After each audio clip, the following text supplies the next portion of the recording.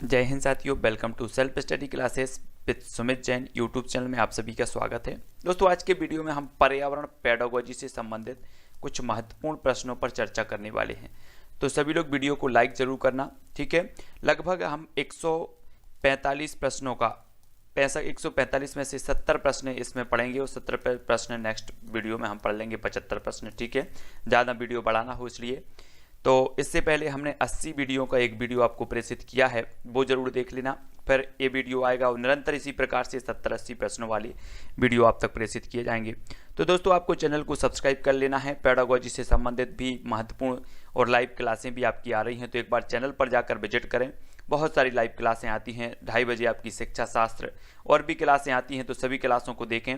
Telegram group से अवश्य जुड़ें। टेलीग्राम ग्रुप से जुड़ने के लिए आपको टेलीग्राम ऐप डाउनलोड करना है, फिर उसमें सर्च करना है IAS स्टडी ट्रैक, ठीक है, और ज्वाइन हो जाना है। आज का पहला आपका प्रश्न है, वो क्या है दोस्तों? आपको है कि पर्यावरण शब्द मिलकर बना है, तो किससे बना है?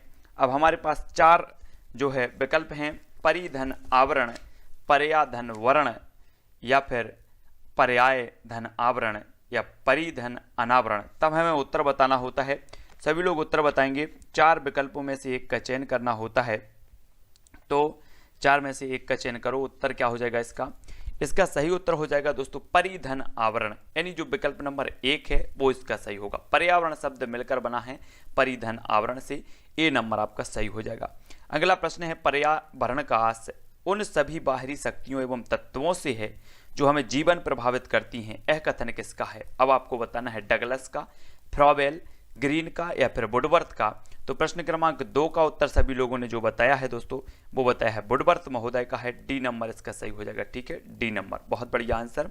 नेक्स्ट है, पर्यावरण बाहरी शक्ति है जो हमें प्रभावित करती है। यह कथन किसका है? अब हमें बताना है। 4 विकल्प हैं, 4 में से एक का चयन करना है। JS रॉस, ग्रीन का, प्लेटो का, या वुडवर्थ का। तो पर्यावरण वह बाहरी शक्ति है जो हमें प्रभावित करती है। प्रश्न क्रमांक 3 का जो उत्तर हो जाएगा JS रॉस महोदय का, ए नंबर इसका बिल्कुल सही होगा, ठीक है, बहुत बढ़िया। भूपृष्ठ की समस्त प्राकृतिक दशाओं को पर्यावरण में सम्मिलित किया है। मैकाइवर ने, JS रॉस ने, ली ने, या फिर ग्रीन ने। तो किसने किया है? 4 का उत्तर हमें बताना है। भूपृष्ठ की समस्त प्राकृतिक दशाओं को पर्यावरण में सम्मिलित किया है, तो किसने किया है? जल्दी से उत्तर बताएंगे। प्रश्न क्रमांक 4 का हो जाएगा ए, यानी मैकाइवर ने। मैकाइवर ने इसका सही हो जाएगा, ठीक है, बहुत बढ़िया। आप लोग उत्तर जरूर बताते जाएं। 4 विकल्पों में से एक का चयन अगर आपसे बनता है तो पर्यावरणीय अध्ययन की प्रकृति को स्वीकार किया जाता है। अध्ययन की प्रकृति को स्वीकार किया जाता है कला के रूप में, विज्ञान के रूप में, ए बी दोनों के रूप में, या गणित के रूप में। तब प्रश्न क्रमांक 5 का उत्तर सभी लोग बताएंगे। प्रश्न क्रमांक 5 का आपका जो उत्तर हो जाएगा दोस्तों, वो हो जाएगा ए एवं बी दोनों के रूप में पर्यावरणीय अध्ययन की प्रकृति को स्वीकार किया जाता है। तो सी नंबर आपका सही हो जाएगा। अगला क्वेश्चन है, पर्यावरण में प्रमुख रूप से सम्मिलित किया जाता है, तो किससे सम्मिलित किया जाता है? 6 नंबर का आपको उत्तर बताना है। प्राकृतिक व्यवस्था को, आर्थिक व्यवस्था को, राजनीतिक व्यवस्था को, या आध्यात्मिक व्यवस्था को। तब आपका उत्तर क्या होगा? प्रश्न क्रमांक 6 का जो आपको उत्तर बताना है वो क्या हो जाएगा? इसका उत्तर होगा दोस्तों ए, यानी कि प्राकृतिक व्यवस्था को। ए नंबर आपका सही हो जाएगा। अगला क्वेश्चन है, पर्यावरणीय अध्ययन की सामग्री प्रमुख रूप से संबंधित है विज्ञान से, अर्थशास्त्र से, राजनीति शास्त्र से, या फिर गणित से। तो 7 का उत्तर बताना है, तो 7 का उत्तर होगा विज्ञान से। पर्यावरणीय अध्ययन की सामग्री प्रमुख रूप से संबंधित है तो विज्ञान से, यानी विकल्प नंबर जो ए है वो आपका सही होगा। अगला प्रश्न देख लेते हैं, पर्यावरणीय अध्ययन प्रमुख रूप से संबंधित है, तो प्रश्न क्रमांक 8 का उत्तर बताना है। प्रत्यक्ष ज्ञान से, या फिर अप्रत्यक्ष ज्ञान से, या काल्पनिक ज्ञान से, या फिर दोनों से। तो 8 का उत्तर सभी लोग बताएंगे। पर्यावरणीय अध्ययन प्रमुख रूप से संबंधित है, तो इसका सही उत्तर जो हो जाएगा दोस्तों प्रश्न क्रमांक 8 का हो जाएगा प्रत्यक्ष ज्ञान, यानी जो विकल्प नंबर ए है वो इसका सही होगा। अगला क्वेश्चन है, पर्यावरणीय अध्ययन में दृष्टिगोचर होता है, तो क्या दृष्टिगोचर होता है? कारण एवं प्रभाव, सिद्धांतों का समावेश, नियमों का समावेश, या प्रकृति का समावेश। तो 4 विकल्प में से ए बी सी डी आपको बताना है। तब पर्यावरणीय अध्ययन में दृष्टिगोचर होता है कार्य, कारण एवं प्रभाव, तो ए नंबर जो है आपका सही होगा। आपको उत्तर जरूर बताना है दोस्तों। प्रश्न में पर्यावरण का प्रभाव पड़ता है निश्चित क्षेत्र पर, निश्चित राष्ट्र पर, संपूर्ण विश्व पर, या महाद्वीपों पर। तो पर्यावरण का प्रभाव किस पर पड़ता है? सभी लोग फटाक से आंसर बताएंगे। तब आपका 10 का हो जाएगा सी, संपूर्ण विश्व पर पड़ता है पर्यावरण का प्रभाव। है ना। विकल्प नंबर सी बिल्कुल सही बताया है आपने। सामान्य रूप से पर्यावरण को प्रभावित प्राथमिक स्तर पर मान्यता प्रदान की गई है, अनिवार्य विषय के रूप में, सामान्य विषय के रूप में, सहयोगी विषय के रूप में या फिर सामान्य ज्ञान के रूप में। तो 11 का उत्तर सभी लोग बताएंगे और जो 11 का उत्तर होगा वो होगा अनिवार्य विषय के रूप में। आपने बिल्कुल सही बताया है कि प्राथमिक स्तर पर पर्यावरण को मान्यता दी गई है अनिवार्य विषय के रूप में, मतलब ए नंबर आपका बिल्कुल सही हो जाएगा। अगला क्वेश्चन देख लेते हैं दोस्तों। अगला अपना जो प्रश्न है, नदी, पर्वत एवं खनिज पदार्थों को सम्मिलित किया जाता है तो किसमें? भौतिक पर्यावरण में, सामाजिक पर्यावरण में, जैविक पर्यावरण या फिर मानसिक पर्यावरण। तो प्रश्न क्रमांक 23 का उत्तर बताना है और 23 का उत्तर होगा भौतिक पर्यावरण में, यानी जो विकल्प नंबर ए है वो आपका बिल्कुल सही हो जाएगा। अगला क्वेश्चन देख लेते हैं। भौतिक पर्यावरण संबंधी शक्तियों को विभाजित किया गया है 2 भागों में, 3 भागों में, 4 भागों में या फिर 5 भागों में। भौतिक पर्यावरण संबंधी शक्तियों को विभाजित किया गया है तो कितनी शक्तियों में विभाजित किया गया है? प्रश्न क्रमांक 24 का हमें उत्तर बताना है। तब 24 का सभी लोगों ने जो उत्तर बताया है दोस्तों वो क्या बताया? वो बताया है 2 भागों में, यानी कि जो विकल्प नंबर ए है वो इसका सही हो जाएगा। ठीक है, उससे पहले दोस्तों हम ये जो प्रश्न है अपने को छूट गए हैं इनको देखेंगे, फिर वहां के प्रश्नों को देख लेंगे। ठीक है, ये प्रश्न देखो, पर्यावरणीय अध्ययन में विश्वास व्यक्त किया जाता है किसके ऊपर? संतुलन एवं संरक्षण में, प्रदूषणों में, प्राकृतिक संसाधनों में या सामाजिक संसाधनों में। तब प्रश्न क्रमांक 12 का उत्तर हमें बताना है। जल्दी से सभी लोग उत्तर बताएंगे क्या होगा। इसका सही उत्तर होगा पर्यावरणीय अध्ययन में विश्वास व्यक्त किया जाता है संतुलन एवं संरक्षण में। ए नंबर आपका बिल्कुल सही होगा। पर्यावरणीय अध्ययन में सम्मिलित किया जाता है जीव जंतु एवं मानव व्यवहार का अध्ययन, प्राकृतिक संसाधनों का अध्ययन, ए एवं बी दोनों या आर्थिक व्यवहार का अध्ययन। तब 13 का उत्तर आपको बताना है, आपको कमेंट में लिखना है और इसका सही उत्तर होगा ए एवं बी, यानी कि दोनों का अध्ययन जो है किया जाता है, जीव जंतु एवं मानव व्यवहार का और प्राकृतिक संसाधनों का। ठीक है, अगला क्वेश्चन है पर्यावरणीय अध्ययन में अभाव पाया जाता है अंधविश्वासों का, रूढ़िवादिता का, ए एवं बी दोनों का या चिंतन का। तो किसका अभाव पाया जाता है? 14 का उत्तर बताना है और 14 का उत्तर हो जाएगा सी, यानी कि अंधविश्वासों और रूढ़िवादिता दोनों का अभाव पाया जाता है। ठीक है, बहुत बढ़िया आंसर। पर्यावरण का प्रमुख उद्देश्य क्या है दोस्तों? आपको उत्तर बताना है। पर्यावरण का उद्देश्य सभी लोग बताएंगे कि इसका उद्देश्य जो माना जाता है वो क्या माना जाता है। 4 विकल्प हैं, शैक्षिक विकास, शारीरिक विकास, मानसिक या फिर सर्वांगीण विकास। तो पर्यावरण का प्रमुख उद्देश्य क्या होता है? तब आप सभी ने उत्तर बताया है डी, सर्वांगीण विकास। बहुत बढ़िया आंसर। पर्यावरणीय अध्ययन में विरोध किया जाता है किसका? मानवीय मूल्यों का, औद्योगिकरण का, भौतिक विकास का या फिर पर्यावरणीय विरोधी क्रियाओं का। 16 का उत्तर सभी लोग बताएंगे और अधिकांश लोगों ने प्रश्न क्रमांक जो 16 का उत्तर बताया है वो बताया है डी, यानी पर्यावरण विरोधी क्रियाओं का जो है पर्यावरणीय अध्ययन में विरोध किया जाता है। बहुत बढ़िया आंसर, डी नंबर इसका सही होगा। पर्यावरणीय अध्ययन का प्रमुख लाभ है तो क्या है? पर्यावरणीय घटनाओं का ज्ञान, पर्यावरणीय तत्वों का ज्ञान, पर्यावरणीय संसाधनों का ज्ञान या पर्यावरण के प्रति जागरूकता एवं सकारात्मक दृष्टिकोण। तो पर्यावरणीय अध्ययन का प्रमुख लाभ क्या होता है? तो प्रश्न क्रमांक 17 का आपका उत्तर आ रहा है, वो आ रहा है कि पर्यावरण के प्रति जागरूकता एवं सकारात्मक दृष्टिकोण, यानी कि जो विकल्प नंबर डी है वो आपका बिल्कुल सही हो जाएगा। अगला क्वेश्चन देखो, वैश्विक पर्यावरणीय मूल्यों के अंतर्गत समाहित होता है तो क्या होता है? अंतर्राष्ट्रीय सद्भावना, विश्व बंधुत्व की भावना, ए बी दोनों या फिर मानवता। तो 18 का उत्तर हमें लिखना है। 18 का उत्तर क्या हो जाएगा? जल्दी से सभी लोग बताएंगे तो आपका उत्तर हो जाएगा दोस्तों ए एवं बी दोनों, यानी विकल्प नंबर सी आपका बिल्कुल सही हो जाएगा। ठीक है, पर्यावरणीय अध्ययन में प्रमुख स्थान दिया जाता है तो किसको? सैद्धांतिक ज्ञान को, व्यवहारिक ज्ञान को, मूल संबंधी ज्ञान को या चिंतन संबंधी ज्ञान को। तो सभी लोग उत्तर बताएंगे।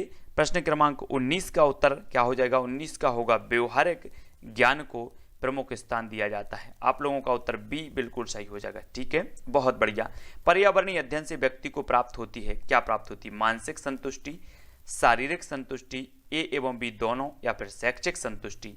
तो 20 का उत्तर सभी लोग बताएंगे, जल्दी जल्दी से उत्तर बताएंगे। तो उत्तर हो जाएगा दोस्तों पर्यावरणीय अध्ययन से व्यक्ति को मानसिक संतुष्टि भी होती है और शारीरिक संतुष्टि, यानी कि ए एवं बी आपका दोनों हो जाएगा विकल्प नंबर सी। अगला क्वेश्चन है, कर्ट लेविन के अनुसार पर्यावरण के प्रमुख प्रकार होते हैं तो कितने प्रकार होते हैं? इंपॉर्टेंट क्वेश्चन है। 3, 4, 5 या फिर 2। तो आपका 21 का जो आंसर होगा दोस्तों वो होगा 3। कर्ट लेविन के अनुसार पर्यावरण के प्रमुख प्रकार होते हैं 3। ठीक है। भौतिक पर्यावरण का संबंध होता है किससे होता है? आर्थिक विकास से, राजनीतिक विकास से, प्राकृतिक व्यवस्था से या फिर सामाजिक व्यवस्था से। तो सभी लोग 22 का उत्तर बताएंगे और 22 का उत्तर हो जाएगा भौतिक पर्यावरण का जो संबंध होता है वो होता है प्राकृतिक व्यवस्था से, यानी सी नंबर आपका बिल्कुल सही हो जाएगा। अगला क्वेश्चन देख लेते हैं। अगला क्वेश्चन यहाँ पर हमने पढ़ लिया था और यहाँ पर देखेंगे अब हम ऋतु अपक्षय, अपर्दन एवं पृथ्वी का परिक्रमण सम्मिलित किया जाता है। तो बताना है आपको भौतिक पर्यावरण की आंतरिक शक्तियों में, भौतिक पर्यावरण की बाह्य शक्तियों में एवं दोनों में या फिर वैज्ञानिक शक्तियों में। तब प्रश्न क्रमांक 25 का उत्तर सभी लोग बताएंगे और 25 का जो आंसर होगा दोस्तों वो होगा सी, यानी कि ए एवं बी दोनों में इसका सही उत्तर हो जाएगा। भौतिक पर्यावरण की आंतरिक शक्तियों में समाहित है, तो क्या समाहित है? भूकंप तथा ज्वालामुखी, सूर्यताप, ग्रहों का परिभ्रमण या फिर घूर्णन गतियां। तो सभी लोग उत्तर बताएंगे। 26 का उत्तर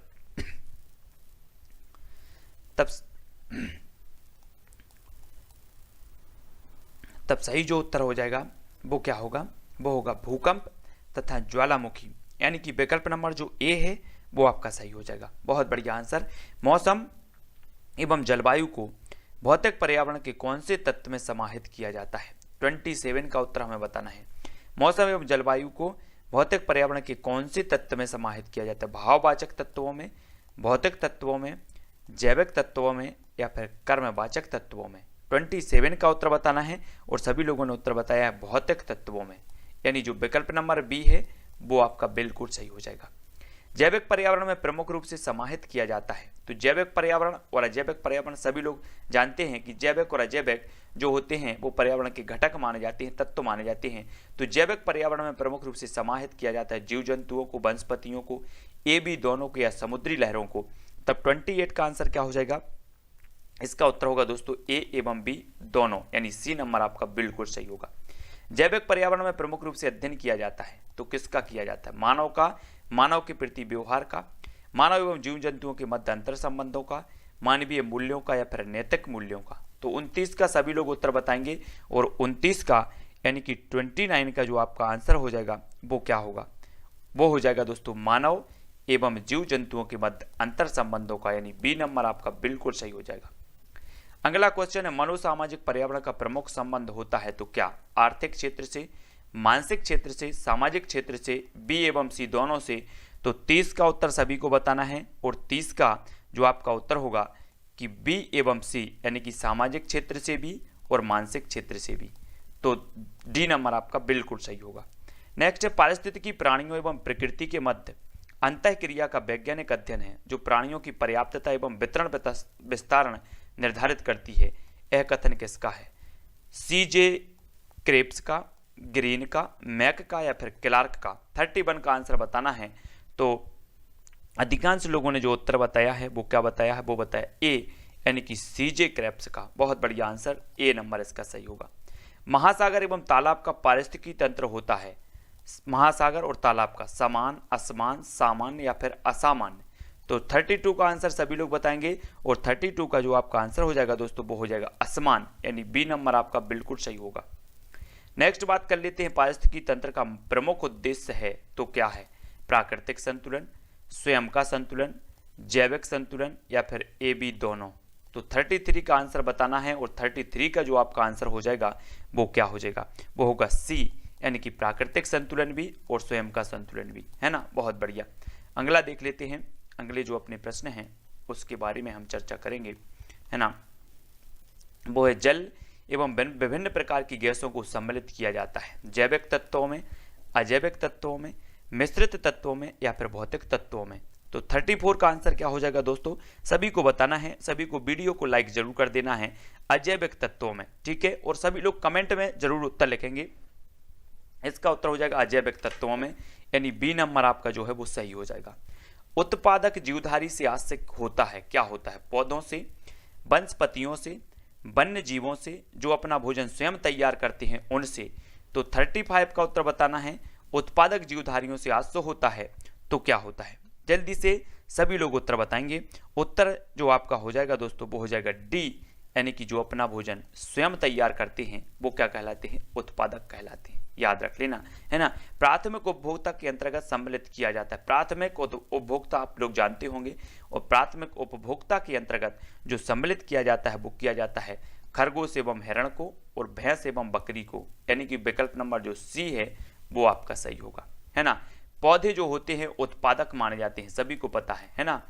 और जो खरगोश एवं हिरण है या भैंस या बकरी, ये पौधे को खाते हैं, मतलब ये प्राथमिक उपभोक्ता है।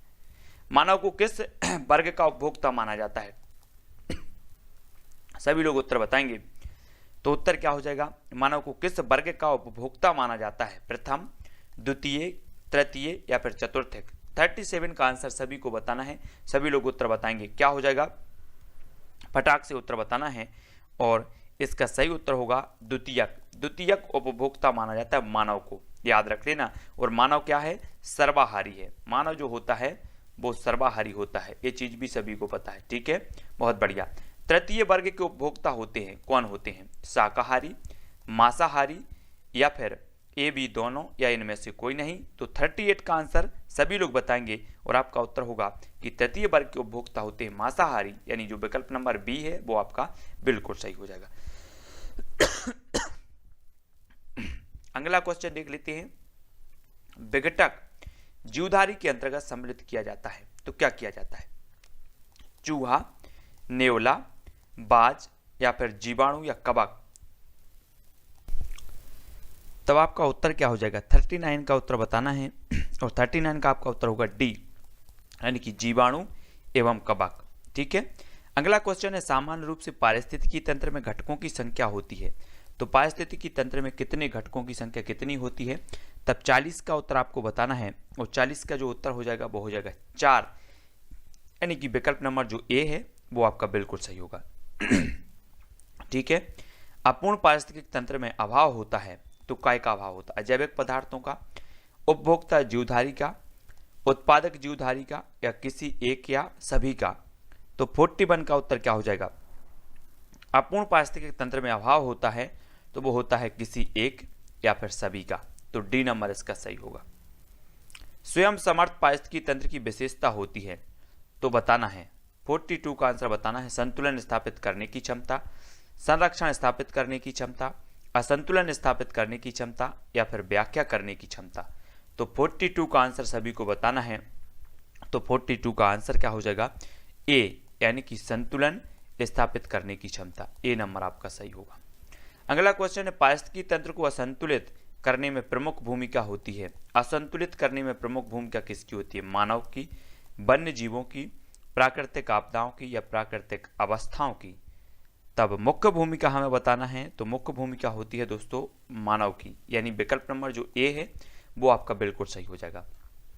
अगला क्वेश्चन देख लेते हैं।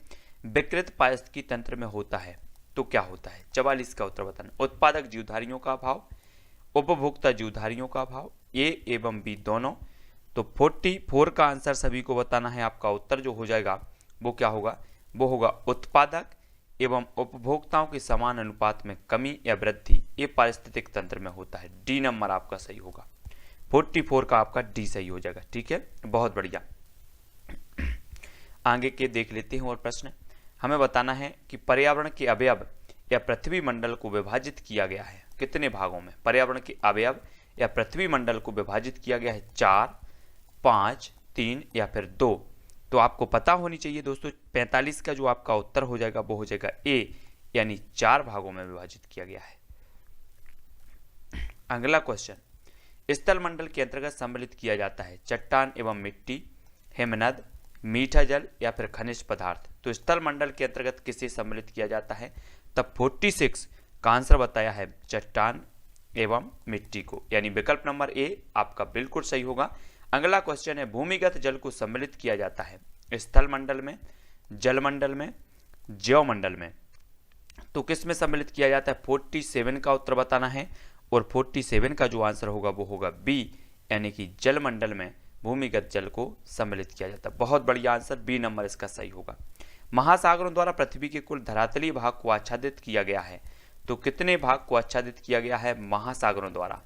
48 का बताना है 70.8%, 71.8%, 77.8% या 78.8%? तब आपका 48 का जो आंसर हो जाएगा वो क्या होगा, 48 का होगा 78.8%। बहुत बढ़िया आंसर, बिल्कुल सभी लोगों को आंसर बताते जाना है। महासागरों में सबसे बड़ा महासागर कौन सा है 49 का, प्रशांत महासागर, अटलांटिक महासागर, हिंद महासागर या इनमें से कोई नहीं। तो जल्दी से बताओ महासागरों में जो सबसे बड़ा महासागर होता है वो कौन सा होता है।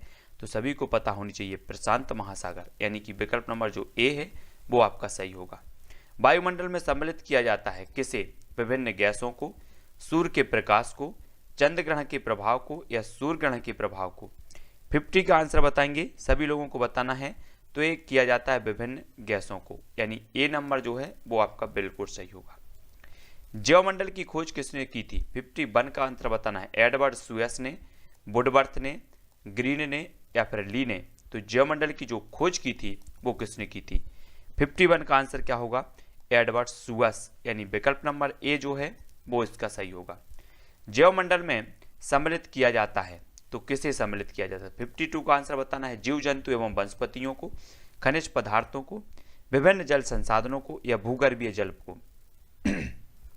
52 का सभी लोगों ने जो आंसर बताया है जीव जंतु एवं वनस्पतियों को, यानी कि ए नंबर जो है वो आपका बिल्कुल सही होगा। भारत में वनों का लगभग क्षेत्र है तो बताना है 560 lakh hectare, 576 lakh hectare, 680 lakh hectare या 890 लाख हेक्टेयर। तो भारत में वनों का क्षेत्रफल कितना माना जाता है, तब आपका उत्तर हो जाएगा 560 लाख हेक्टेयर, यानी विकल्प नंबर ए जो है वो आपका बिल्कुल सही होगा। अगला क्वेश्चन है, पर्यावरण संवर्धन के लिए चिपको आंदोलन को प्रारंभ किया किसने किया, कहां पर किया गया, टिहरी गढ़वाल में, नैनीताल में, पिथौरागढ़ में या फिर देहरादून में। तो 54 का आंसर बताना है और सभी लोग बताएंगे। तो इसका जो आंसर हो जाता है दोस्तों वो क्या हो जाता है, टिहरी गढ़वाल में, यानी जो विकल्प नंबर ए है वो आपका सही होगा। अगला क्वेश्चन है, सुंदरलाल बहुगुणा का संबंध है पर्यावरण संवर्धन से, पारिस्थितिकी संतुलन से, पर्यावरणीय घटकों से या पर्यावरणीय मूल्यों से। तो 55 का आंसर सभी लोगों को बताना है और 55 का जो आंसर हो जाएगा वो हो जाएगा पर्यावरणीय संवर्धन से। अगला क्वेश्चन है, NBA का प्रमुख संबंध है तो किससे है, 56 का आंसर सभी को बताना है। उत्तर हो जाएगा क्या हो जाएगा, खनिज पदार्थ संवर्धन से, जलीय संसाधन के संवर्धन से या फिर और भी अपने पास विकल्प हैं, कौन से हैं, एक दो विकल्प हैं, वायु प्रदूषण से या फिर वन संसाधनों के संवर्धन से। तब आपका जो आंसर होगा दोस्तों वो क्या होगा, वन संसाधनों के संवर्धन से, डी नंबर आपका सही होगा। अगला क्वेश्चन देख लेते हैं, पर्यावरणीय संवर्धन संबंधी आपका आंदोलन का संबंध है तो किससे है, सभी लोग बताएंगे। 57 का जो आंसर हो जाएगा वो क्या होगा, वो होगा मध्य प्रदेश एवं दक्षिण भारत से, ठीक है, ए नंबर इसका सही होगा। नेक्स्ट है, पर्यावरण संरक्षण अधिनियम 1986 में अध्यायों की संख्या कितनी है, मोस्ट इंपॉर्टेंट है, 58 का उत्तर बताना है। तब 58 का आंसर होगा 4, अध्यायों की संख्या कितनी है, 4 है। पर्यावरण संरक्षण अधिनियम 1986 में उपनियमों की संख्या कितनी है, 59 का उत्तर सभी लोगों को बताना है। 86 में उपनियम कितने हैं, तो 59 का सभी लोग उत्तर बताएंगे और जो 59 का उत्तर हो जाएगा 26 उपनियम है, ठीक है। 1986 के जो अधिनियम है इसमें 4 अध्याय हैं और 26 उपनियम हैं, याद रख लेना। पर्यावरण संरक्षण अधिनियम 1986 लागू हुआ था, कब हुआ था, 60 का उत्तर सभी को बताना है, कब लागू हुआ था। 4 विकल्प हैं और 4 में से एक का चयन करना है और सभी लोग जो उत्तर बता रहे हैं वो क्या बता रहे हैं, वो बता रहे हैं 23 मई 1986 को, यानी विकल्प नंबर जो बी है वो इसका सही हो जाएगा। अगला क्वेश्चन, इस अधिनियम में पर्यावरणीय नियमों का उल्लंघन करने पर दंड के रूप में प्रावधान है तो कारावास, आर्थिक दंड, दंड का प्रावधान नहीं, ए बी दोनों। तो 61 का उत्तर क्या होगा, 61 का होगा ए एवं बी दोनों, सी नंबर इसका सही होगा। पर्यावरण संरक्षण का अधिनियम 1986 में परिवर्तन एवं नवीन नियमों को प्रस्तुत किया जाएगा तो प्रधानमंत्री के समक्ष, पर्यावरण मंत्री के समक्ष, राष्ट्रपति के समक्ष या संसद के समक्ष। तो 62 का सभी लोगों को उत्तर बताना है, तब आपका उत्तर होगा संसद के समक्ष, यानी कि डी नंबर जो है वो आपका बिल्कुल सही होगा। विश्व पर्यावरण दिवस कब मनाया जाता है, सभी को पता होनी चाहिए। 63 का आंसर बताना है और 63 का आंसर होगा 5 जून, यानी विकल्प नंबर ए जो है वो सही होगा। स्टॉकहोम सम्मेलन हुआ था तो कहाँ हुआ था, कब हुआ था, 1973, 72, 74 या फिर 75। तो 64 का आंसर बताना है, सभी लोग बताएंगे। आपका जो उत्तर हो जाएगा दोस्तों वो होगा 1972, यानी विकल्प नंबर जो बी है वो इसका सही माना जाएगा। बाघ परियोजना का प्रारंभ हुआ था, बाघ परियोजना कब प्रारंभ हुई थी, सन 1972 में, 1973, 1975 या 1986। तब 65 का सभी लोगों को उत्तर बताना है, और 65 का जो उत्तर हो जाएगा वो हो जाएगा 1973। बहुत बढ़िया आंसर। बाघ परियोजना का प्रमुख उद्देश्य क्या था, 66 का आंसर आपको बताना है। बाघ परियोजना पारिस्थितिकी संतुलन, पर्यावरण संतुलन, बाघ संरक्षण या फिर वन्यजीव संरक्षण। 66 का सभी लोग आंसर बताएंगे, और 66 का आंसर होगा बाघ संरक्षण, यानी विकल्प नंबर सी जो है इसका सही होगा। अगला क्वेश्चन देखेंगे दोस्तों, सलीम अली फेलोशिप एवं कैलाश सांकला फेलोशिप प्रदान की जाती है तो किस क्षेत्र में, 67 का उत्तर हमें बताना है। तब आपका उत्तर क्या हो जाएगा दोस्तों, इसका उत्तर होगा वन्यजीव संरक्षण के लिए जो है की जाती है, यानी विकल्प नंबर जो बी है वो इसका सही होगा। दोस्तों प्रश्न है वो क्या है, मगरमच्छ संरक्षण परियोजना को प्रारंभ किया गया तो कब किया गया, 1974, 75, 78 या फिर 90 में। तब आपका उत्तर आनी चाहिए, फटाफट से आपको उत्तर बताना है। 68 का आंसर बताना है, और 68 का जो आंसर हो जाएगा 1974, सन 1974 में जो मगरमच्छ संरक्षण परियोजना को प्रारंभ किया गया, मतलब जो विकल्प नंबर ए है वो आपका सही हो जाएगा। अगला क्वेश्चन देख लेते हैं, गैंडा परियोजना का प्रारंभ कहाँ से हुआ, कब हुआ, 87, 86, 88 या फिर 89। तब आपको उत्तर बताना है, गैंडा परियोजना का जो प्रारंभ हुआ वो कब हुआ, 69 का उत्तर सभी लोगों को बताना है। तो 69 का आपका उत्तर हो जाएगा दोस्तों 1987, गैंडा परियोजना का जो है प्रारंभ हुआ है ना। और एक क्वेश्चन पर्यावरण में पूछा जाता है, एक सींग वाले गैंडे के लिए कौन सा राष्ट्रीय उद्यान जाना जाता है, तब आपका उत्तर होता है, क्या होता है, कांजीरंगा राष्ट्रीय उद्यान, जो कि असम में है। ये चीज भी तो सभी को पता है, ठीक है। वन्य प्राणी संरक्षण अधिनियम पारित किया गया तो कब किया गया, 1972, 73, 74 या फिर 75 में। तब आपको बताना है, और वन्य प्राणी संरक्षण अधिनियम आपको बताना है, 70 का उत्तर बताना है।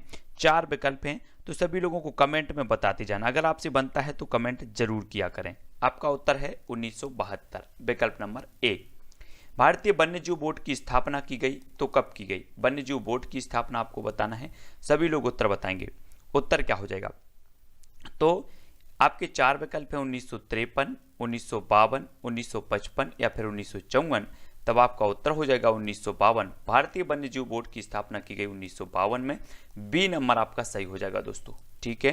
प्राकृतिक संरक्षण संबंधी लाल किताब किसने प्रकाशित की, तब हमें बताना है, प्राकृतिक संरक्षण संबंधी जो लाल किताब प्रकाशित की वो किसने की है। आपको बताना है LUCN ने, LUBN ने, LUDN ने या फिर LAUN ने। तो 4 विकल्प हैं, 72 का आंसर बताना है, तो इसका उत्तर होगा LUCN, यानी कि जो विकल्प नंबर ए है वो आपका सही होगा। नेक्स्ट बात करते हैं, पर्यावरण संबंधी लाल किताब में पृष्ठों के रंग की संख्या होती है तो कैसी होती है, 5 होती है या फिर 4 होती है, 2 होती है या फिर 3 होती है। तो 73 का आंसर बताना है, और 73 का आपका जो आंसर हो जाएगा वो क्या होगा, 5 होती है, विकल्प नंबर ए आपका बिल्कुल सही होगा। अंटार्कटिका कानून का संबंध है तो किससे है, पर्यावरण संरक्षण से, पारिस्थितिकी संतुलन से, जलमंडल से या वायुमंडल से। तो 74 का आंसर हमें बताना है, सभी लोग उत्तर बताएंगे। तब सभी ने आंसर बताया है साथियों, ए पर्यावरण संरक्षण से अंटार्कटिका कानून का संबंध है। सांप एवं छिपकली किस वर्ग में आते हैं, सांप एवं छिपकली किस वर्ग में आता है, सरीसृप, पक्षी, स्तनपायी या फिर स्थलीय। तो आपने सही उत्तर बताया है, सभी लोग कमेंट में जरूर लिखा करें साथियों। 75 का उत्तर जो हो जाता है वो हो जाता है ए, यानी कि सरीसृप, ए नंबर आपका सही होगा। पर्यावरण एवं विज्ञान के संबंध को परिभाषित किया जा सकता है कैसे, सामान्य संबंधों के रूप में, घनिष्ठ संबंधों के रूप में, साधारण संबंधों के रूप में या फिर एक ही सिक्के के 2 पक्षों के रूप में। तो आपको 76 का आंसर बताना है, और आपका उत्तर क्या आ रहा है जल्दी से कमेंट में लिखो। उत्तर हो जाएगा आपका दोस्तों 76 का आंसर हो जाएगा डी, यानी कि एक ही सिक्के के 2 पहलू हैं, तो डी नंबर आपका बिल्कुल सही होगा। अगला क्वेश्चन देख लेते हैं, भौतिक समृद्धि उद्देश्य माना जाता है तो किसका? विज्ञान का, पर्यावरण का, समाजशास्त्र का या फिर ए बी दोनों का? तो 77 का उत्तर आप देख लें और इसका सही उत्तर जो हो जाएगा वो हो जाएगा डी, यानी कि ए और बी दोनों, विज्ञान का भी और पर्यावरण का भी। अगला क्वेश्चन है, किस पाठ्यक्रम में प्रयोग प्रदर्शन की अधिक संभावना होती है? विज्ञान के पाठ्यक्रम में, गणित के पाठ्यक्रम में, पर्यावरण के पाठ्यक्रम में या विज्ञान एवं पर्यावरण के पाठ्यक्रम में? तो 78 का उत्तर बताना है कौन से पाठ्यक्रम में प्रयोग प्रदर्शन की अधिक संभावना होती है। तब आपका आंसर क्या होगा? तब आपका आंसर हो जाएगा दोस्तों विकल्प नंबर डी, यानी कि विज्ञान एवं पर्यावरण के पाठ्यक्रम में। डी नंबर आपका बिल्कुल सही होगा। अगला क्वेश्चन है, नाइट्रोजन चक्र, हाइड्रोजन चक्र एवं जल चक्र आदि विषय हैं तो रसायन विज्ञान के, पर्यावरण के, दोनों के या फिर भौतिक विज्ञान के? तो 79 का उत्तर बताना है। 79 का जो आंसर होगा वो क्या होगा? रसायन विज्ञान के भी हैं और पर्यावरण के भी हैं। तो सी नंबर आपका बिल्कुल सही होगा। ठीक है, बहुत बढ़िया। आगे के प्रश्न और भी देखते हैं। और भी आपके प्रश्न हैं जो आपके लिए बहुत ही महत्वपूर्ण है। इसके पहले के सारे पार्ट आपको देखना है और वीडियो को लाइक करते जाना है। आपसे जो क्वेश्चन बनते हैं कमेंट जरूर किया करें, जिससे आपको और भी याद हो जाता है। पारिस्थितिकी एवं जीव जंतुओं का अध्ययन सम्मिलित किया जाता है भौतिक विज्ञान में, रसायन विज्ञान में, मनोविज्ञान में या फिर पर्यावरण एवं जीव विज्ञान में? पारिस्थितिकी एवं जीव जंतुओं का अध्ययन आपको बताना है। तब 4 विकल्प हैं और 4 में से आपका जो आंसर होगा वो क्या होगा? वो होगा पर्यावरण एवं जीव विज्ञान, यानी कि विकल्प नंबर जो डी है वो आपका बिल्कुल सही हो जाएगा। अगला क्वेश्चन है, मृदा क्षरण एवं मृदा संरक्षण विषय है कृषि विज्ञान के, पर्यावरण के, ए और बी दोनों के या फिर भौतिक विज्ञान के? 81 का आंसर बताना है। 81 का जो आपका आंसर हो जाएगा वो क्या होगा? बहुत ही बढ़िया प्रश्न है और इसका सी उत्तर होगा मृदा क्षरण कृषि विज्ञान का भी है और पर्यावरण का, यानी कि दोनों आपका सही हो जाएगा। प्राकृतिक वनस्पतियों का चिकित्सा के क्षेत्र में प्रयोग संबंधित है, कैसे संबंधित है? आयुर्वेद से, एलोपैथी से, होम्योपैथी से या फिर पर्यावरण से? तो जल्दी से कमेंट में लिखना है। उत्तर क्या हो जाएगा? उत्तर होगा विकल्प नंबर ए, प्राकृतिक वनस्पतियों का चिकित्सा के क्षेत्र में आयुर्वेद से संबंध, यानी कि ए नंबर आपका सही होगा। आप विकल्प में ए बी सी डी इस प्रकार से लिख सकते हैं। जीवन स्तर का उन्नयन उद्देश्य क्या है? पर्यावरणीय शिक्षा का, समाजशास्त्र का, भूगोल का या ए बी दोनों का? जीवन स्तर का उन्नयन उद्देश्य है तो क्या है? सभी को बताना है। 83 का आंसर जो आप सभी ने बताया है वो बताया है ए और बी दोनों, यानी कि पर्यावरणीय शिक्षा का और समाजशास्त्र का। बहुत बढ़िया आंसर। संतुलित विकास की अवधारणा का संबंध है तो किससे है? पर्यावरणीय शिक्षा से, गणित की शिक्षा से, विज्ञान की शिक्षा से या मनोविज्ञान की शिक्षा से? संतुलित विकास की अवधारणा का जो संबंध होता है साथियों वो किससे होता है? आपका कमेंट का इंतजार। और उत्तर होगा इसका क्या? ए, पर्यावरणीय शिक्षा से। बहुत बढ़िया आंसर है ना। अंतर्राष्ट्रीय सद्भावना एवं विश्व बंधुत्व की भावना उत्पन्न होती है तो आपको बताना है, जल्दी से बताओ। प्रश्न क्रमांक 84 का बताना है। पर्यावरणीय शिक्षा से, गणित की शिक्षा से, विज्ञान की शिक्षा से या समाजशास्त्र की शिक्षा से? दोस्तों शाम को 6:30 बजे पर्यावरण की लाइव क्लास होती है तो वो जरूर देखेंगे, है ना। तो 85 का जो आपका आंसर हो जाएगा वो क्या होगा? 85 का हो जाएगा सी, यानी कि विज्ञान की शिक्षा से अंतर्राष्ट्रीय सद्भावना एवं विश्व बंधुत्व की भावना उत्पन्न होती है। तो आपका 85 का जो आंसर हो जाएगा वो सभी लोगों ने जो बताया है वो बताया है विज्ञान शिक्षा से अंतर्राष्ट्रीय सद्भावना विश्व बंधुत्व की भावना जो है विकसित होती है। तो आपको जो विकल्प अनुसार है यहाँ पर तो वो सी हो जाएगा। ठीक है, अगला क्वेश्चन है, हस्त कौशलों का विकास संभव है तो बताना है 86 का आंसर। करके सीखने से, उपयोगिता के आधार पर, संघर्ष के आधार पर या परिवेश के आधार पर? हस्त कौशलों का विकास संभव है तो किसके आधार पर है? 86 का तब आपका आंसर क्या होगा? सभी लोग बताएंगे। तो हस्त कौशलों का विकास संभव है करके सीखने, यानी जो विकल्प नंबर 1 है वो आपका बिल्कुल सही होगा। बालक एक बार आग को छूने के पश्चात उसे नहीं छूना सीखता, ये जो है क्या है? करके सीखने के द्वारा, अनुभव द्वारा, संघर्ष द्वारा या प्रयोग द्वारा? तब 87 का उत्तर बताना है प्रश्न क्रमांक। तो आपको पता होगा ये अनुभव द्वारा, है ना, कि दूध से जला हुआ बालक दही भी फूंक फूंक कर पीता है तब उसको अनुभव हो जाता है। तो बी नंबर आपका सही होगा। बालक भूख प्यास की संतुष्टि करना सीखता है मूल प्रवृत्ति द्वारा, अनुभव द्वारा, करके सीखने द्वारा या इच्छा द्वारा? तो बालक भूख प्यास की संतुष्टि करना सीखता किससे सीखता है? 88 का आंसर बताना है और आपका उत्तर होगा मूल प्रवृत्ति द्वारा। विकल्प नंबर ए बिल्कुल सही हो जाएगा। बालक सामाजिक गुणों को सीखता है कैसे? क्रिया द्वारा, अनुकरण द्वारा, दूसरों के व्यवहार को देखकर या फिर अनुभव द्वारा। 89 का उत्तर हमें बताना है और 89 का जो उत्तर हो जाएगा वो क्या होगा? मोस्ट इंपॉर्टेंट है, तब आपका उत्तर होगा सी, दूसरे के व्यवहार को देखकर बालक सामाजिक गुणों को सीखता है।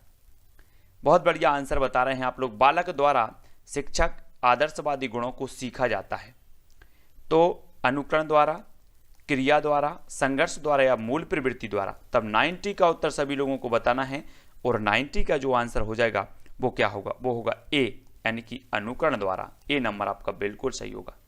संघर्ष द्वारा सीखा जाता है तो क्या सीखा जाता है?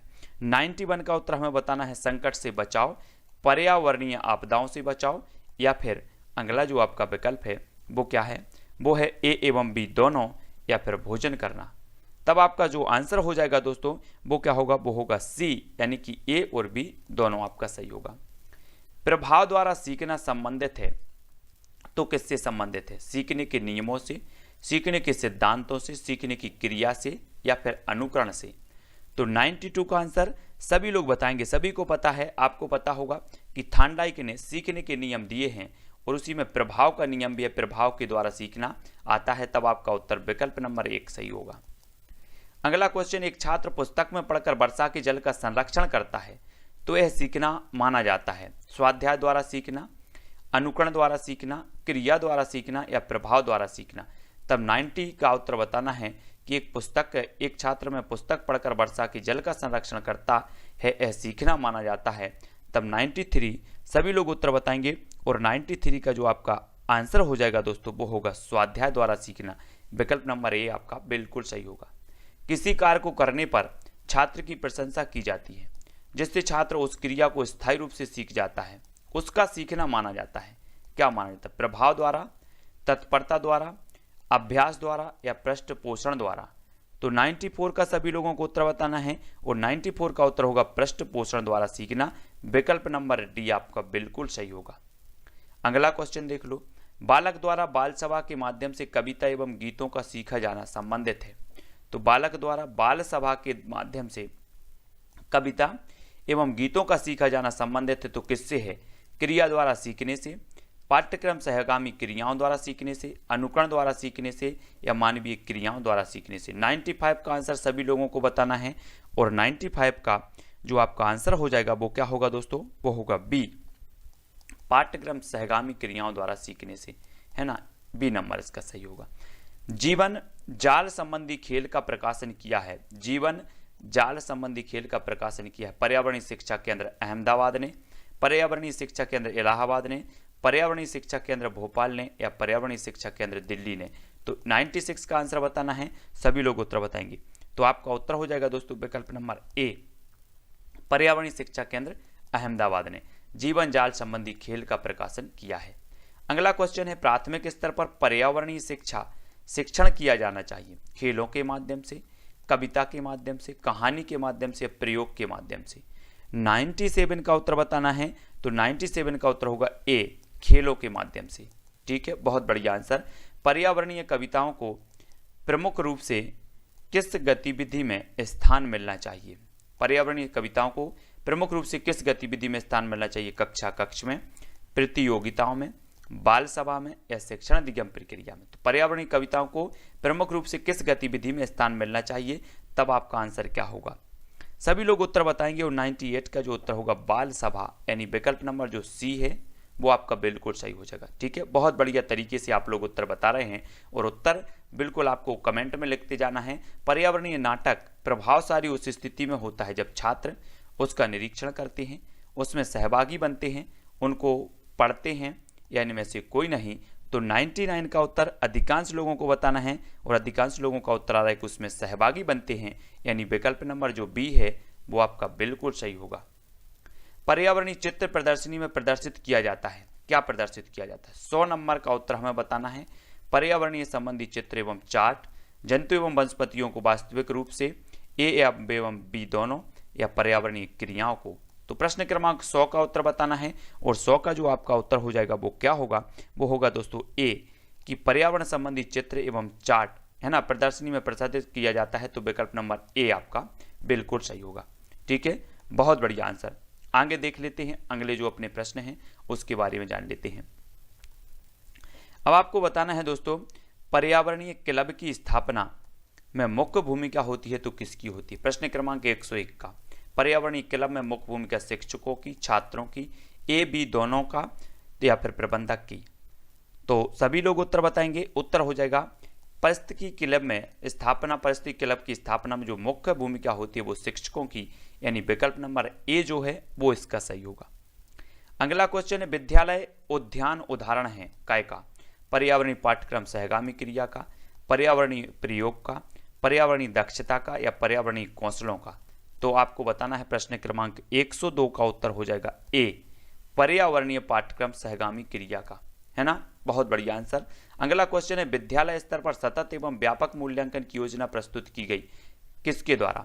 NCERT द्वारा, NEPA द्वारा, NCTE द्वारा या फिर CABE द्वारा। तो जल्दी से 103 का उत्तर बताना है, सभी लोग उत्तर बताएंगे। 103 का उत्तर हो जाएगा ए, यानी कि NCERT द्वारा विद्यालय स्तर पर सतत एवं व्यापक मूल्यांकन की योजना प्रस्तुत की गई, तो ए नंबर आपका सही होगा। अगला क्वेश्चन है, NCERT द्वारा प्रस्तुत मूल्यांकन योजना 2010 में मूल्यांकन क्षेत्र विभाजित है 3 भागों में, 4 भागों में, 5 या फिर 7 भागों में। कितने भागों में विभाजित है मूल्यांकन क्षेत्र। तो जल्दी से उत्तर बताओ, उत्तर क्या हो जाएगा। उत्तर हो जाएगा 3 भागों में, विकल्प नंबर ए आपका बिल्कुल सही होगा। अगला क्वेश्चन है, विद्यालय क्षेत्र के मूल्यांकन में ज्ञात किया जाता है, क्या ज्ञात किया जाता है। छात्रों का विषयगत उपलब्धि स्तर, छात्रों का व्यक्तित्व, कौशलात्मक ज्ञान या प्रयोगात्मक ज्ञान। 105 का उत्तर अधिकांश लोग बताएंगे, 105 का क्या हो जाएगा। तब सभी लोगों का उत्तर आ रहा है कि विद्यालय क्षेत्र के मूल्यांकन में ज्ञात किया जाता है छात्रों का विषयगत उपलब्धि स्तर, यानी कि ए नंबर जो है बिल्कुल सही होगा। NCERT द्वारा सतत एवं व्यापक मूल्यांकन योजना किस समय में प्रस्तुत की गई। 2010 में, 9 में, 8 में या 2011 में।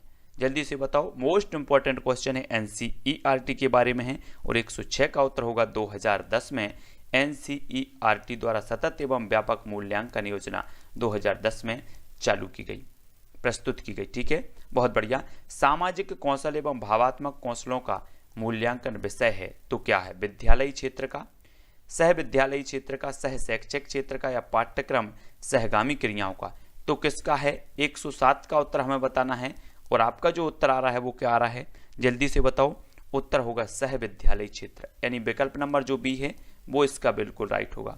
आपको बताना है दोस्तों, सृजनात्मक गतिविधियों का मूल्यांकन संबंधित है तो विद्यालयी क्षेत्र से, सह विद्यालयी क्षेत्र से, सह शैक्षिक गतिविधियों से या क्रीड़ा क्षेत्र से। तो 108 का सभी लोगों को उत्तर बताना है, सभी लोग उत्तर बताएंगे, मोस्ट इंपॉर्टेंट है, इसलिए आपका उत्तर होगा सी, यानी कि सह शैक्षिक गतिविधियों से। सी नंबर आपका बिल्कुल सही होगा। अगला क्वेश्चन है, क्रीड़ा संबंधी गतिविधियों का मूल्यांकन किया जाता है तो सह शैक्षिक गतिविधियों में, विद्यालयी गतिविधियों में, सह विद्यालयी गतिविधियों में या क्रीड़ा संबंधी गतिविधियों में। तो 109 का आंसर बताना है, तब सभी लोग उत्तर बताएंगे। उत्तर आपका जो हो जाएगा वो हो जाएगा सह शैक्षिक गतिविधियों, यानी विकल्प नंबर जो ए है वो आपका बिल्कुल सही होगा। ठीक है, अगले प्रश्न देखते हैं और ये बहुत ही महत्वपूर्ण सीरीज है दोस्तों, और पर्यावरण से संबंधित अपनी लाइव क्लास होती है शाम को 6:30 बजे, तो वो जरूर देखें। ठीक है, सतत एवं व्यापक मूल्यांकन की प्रक्रिया में विद्यालयी क्षेत्र एवं सह विद्यालयी क्षेत्र को विभाजित किया गया है 2 भागों में, 3 भागों में, 4 भागों में या फिर 5 भागों में। 110 का उत्तर सभी को बताना है, सभी लोग बताएंगे, मोस्ट इंपॉर्टेंट है, इसलिए सभी का आंसर आ रहा है ए, 2 भागों में, यानी विकल्प नंबर जो ए है वो इसका बिल्कुल सही हो जाएगा। पोर्टफोलियो किस क्षेत्र की मूल्यांकन प्रक्रिया से संबंधित है।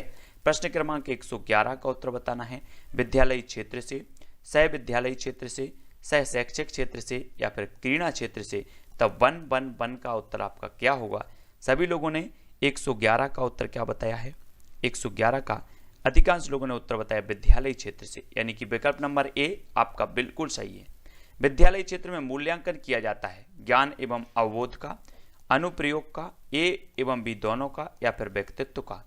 तो 111 का आंसर बताना है और ए इसका सही होगा, ज्ञान एवं अवबोध का जो है मूल्यांकन किया जाता है। बहुत बढ़िया आंसर। मौखिक, लिखित एवं प्रायोगिक कार्य संबंधित है विद्यालय क्षेत्र के मूल्यांकन से, सह विद्यालय क्षेत्र के मूल्यांकन से, सह शैक्षिक गतिविधियों के मूल्यांकन से या सृजनात्मक गतिविधियों के मूल्यांकन से।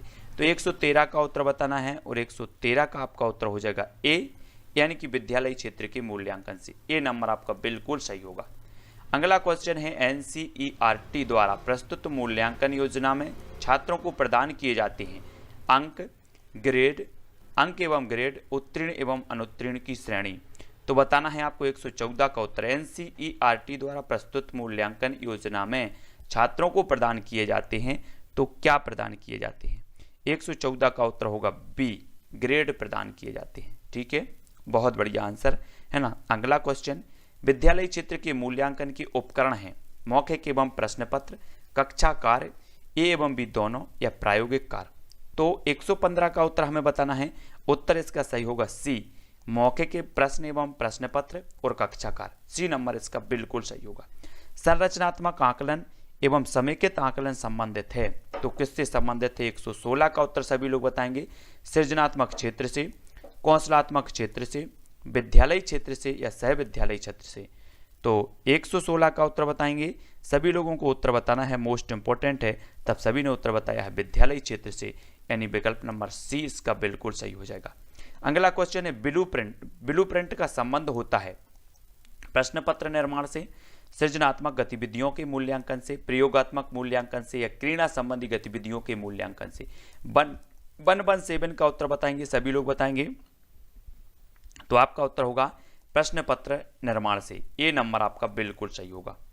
अगला क्वेश्चन है सामाजिक एवं व्यक्तिगत विशेषताओं के मूल्यांकन की तकनीकी है, क्या है? अवलोकन, साक्षात्कार, ए एवं बी दोनों या प्रश्न पत्र। तो 118 का उत्तर बताना है, जल्दी से बताओ आपका उत्तर क्या हो जाएगा।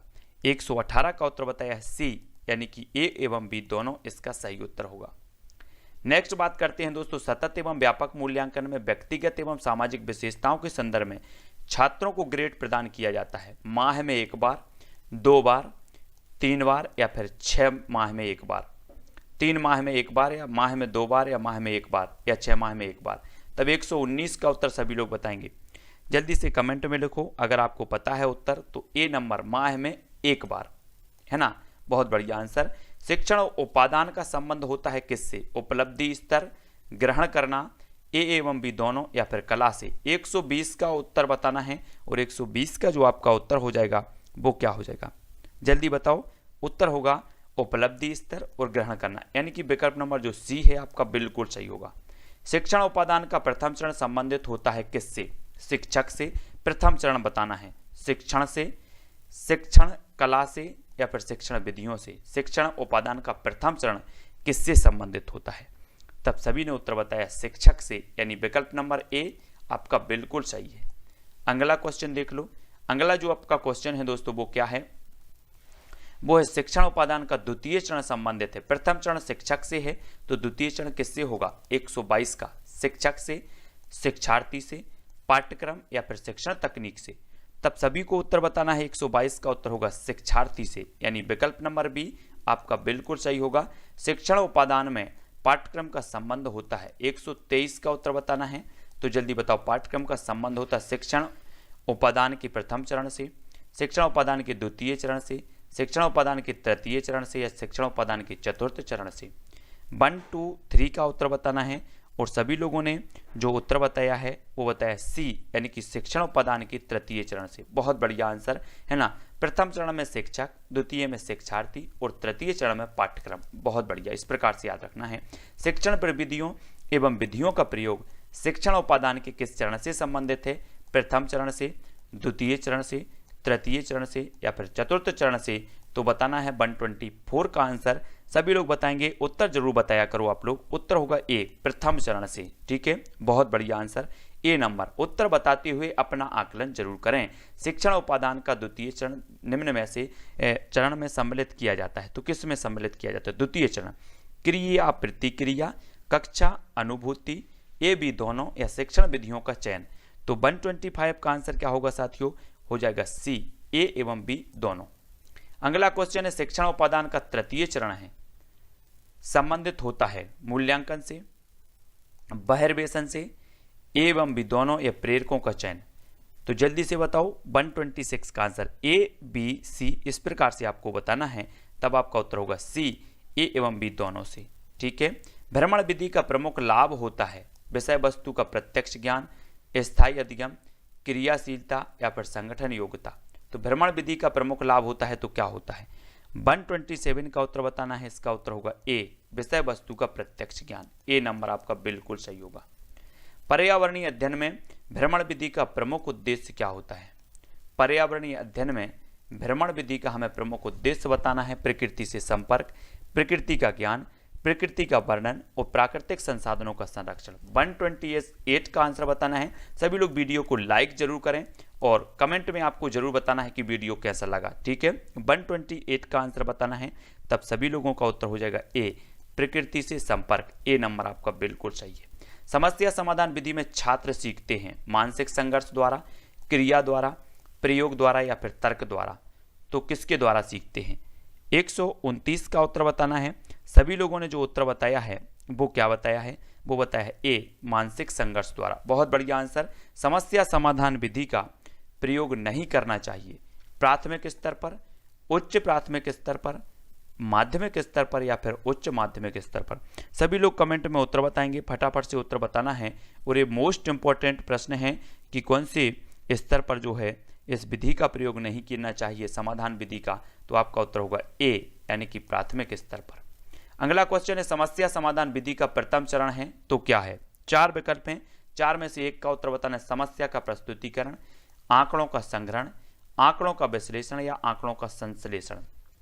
131 का उत्तर बताना है। सभी लोग उत्तर बताएंगे, उत्तर क्या हो जाएगा जल्दी बताओ।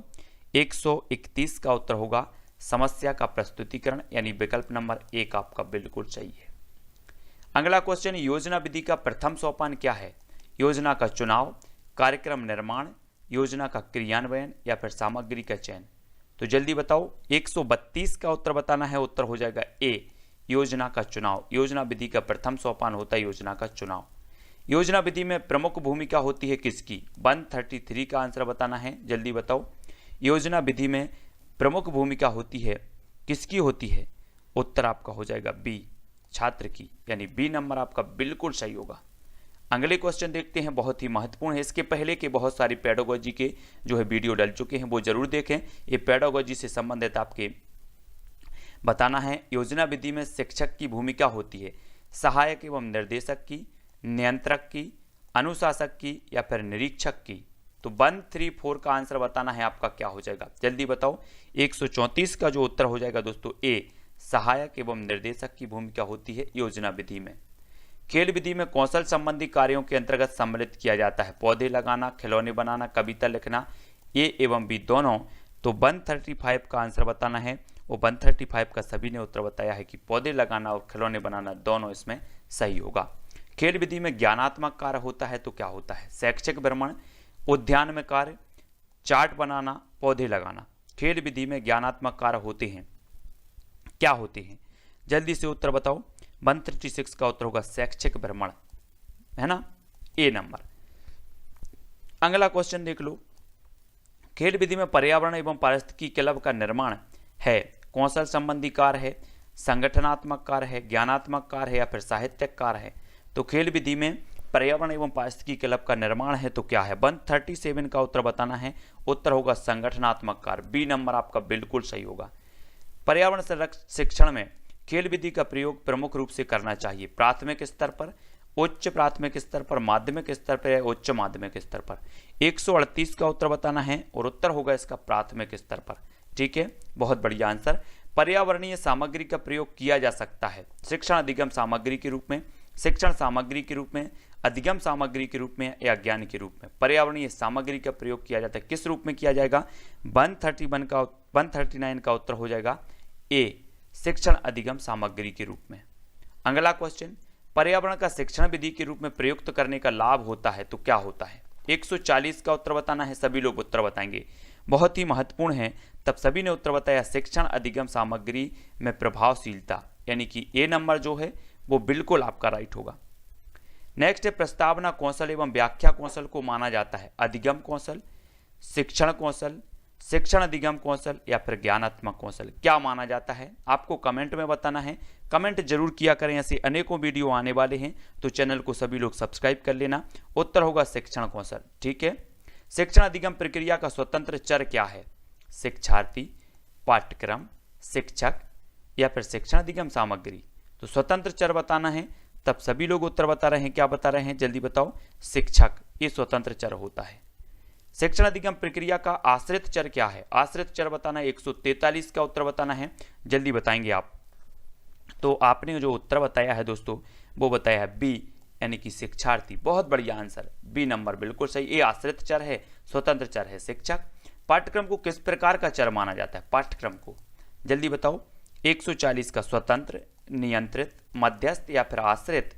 तब आपका जो आंसर आया है दोस्तों वो क्या आया है? सी, मध्यस्थ माना जाता है। बहुत बढ़िया आंसर। शिक्षक का नकारात्मक व्यवहार किस क्षेत्र की समस्या है? शिक्षक संबंधी, छात्र संबंधी, पाठ्यक्रम संबंधी या शिक्षण विधि संबंधी। तो 145 का उत्तर बताना है और 145 का जो उत्तर हो जाएगा वो क्या होगा? 145 का होगा शिक्षक संबंधी। विकल्प नंबर ए बिल्कुल सही हो जाएगा। ठीक है, बहुत बढ़िया आंसर। और भी क्वेश्चन, एक आध जो क्वेश्चन आपका बचा है वो देख लेते हैं। यहाँ पर आपका क्वेश्चन है कि पर्यावरणीय जो है पाठ्यक्रम गतिविधियों का अभाव किस क्षेत्र की समस्या है? जल्दी बताओ। स्वतंत्र चर संबंधी है, आश्रित चर संबंधी है, मध्यस्थ चर संबंधी है, नियंत्रित चर संबंधी है। 146 का उत्तर बताना है और 146 का उत्तर होगा सी, मध्यस्थ चर संबंधी। सी नंबर आपका बिल्कुल सही होगा। अधिगम कौशलों का अभाव किससे संबंधित है? शिक्षक, शिक्षार्थी, शिक्षण अधिगम प्रक्रिया संबंधी या मध्यस्थ चर संबंधी। 147 का उत्तर बताना है, जल्दी बताओ। और 147 का होगा बी। तो दोस्तों यहाँ पर अपना वीडियो खत्म हो जाता है और बहुत ही महत्वपूर्ण प्रश्नों पर हमने चर्चा की है। आपको एक कमेंट तो जरूर करना है कि वीडियो आपको कैसा लगा। आपके लिए अगर 10% भी उपयोगी है तो कमेंट में हमें जरूर बताएं। और जो भी साथी अभी तक सब्सक्राइब नहीं किया है वो सब्सक्राइब करें, बेल आइकन को दबाएं और उसमें ऑल पर क्लिक करें, जिससे ऑल वीडियो की इन्फॉर्मेशन आप तक पहुंचेगी। ठीक है, और टेलीग्राम ग्रुप से जुड़ जाएं। टेलीग्राम ग्रुप से जुड़ने के लिए आपको टेलीग्राम ऐप डाउनलोड करना है, उसमें सर्च करना है IAS स्टडी ट्रिक और ज्वाइन हो जाना है। ठीक है, वीडियो को शेयर जरूर करें अपने मित्रों तक, अपने फेसबुक पर, ID पर। ठीक है, तो दोस्तों इतना तो आप कर ही सकते हैं। वीडियो को लाइक अवश्य करें। आज के वीडियो के लिए बस इतना ही। जय हिंद।